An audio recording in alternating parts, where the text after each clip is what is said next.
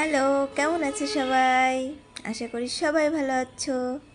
তো এই যে লাচ্চা সেমাই, তো আজকে সন্ধ্যার টিফিনে হবে আমাদের লাচ্চা সেমাই।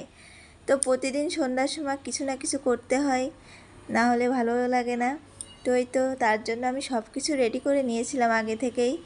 আর এখানে এই যে কিশোয়ান লাচ্চা সেমাই।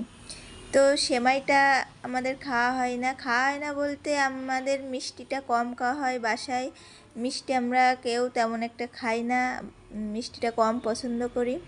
তো সেমাইটা আনা ছিল, কয়েকদিন ধরে আনছিল ওর পাপা, তো রান্না হয়নি, রইছে বাসায়। তো মেয়েও মিষ্টি পছন্দ করে না, আমিও করি না, ওর পাপাও করে না, এই জন্য রান্না হয় না। তো এই জন্য এই যে দুধ ফোটাচ্ছিলাম, তো ভাবলাম যে সেমাইটা রান্না করেই নিই, অনেক দিন যেহেতু আনছে বাসায়। তো এই তো আমি দুধ ফুটায়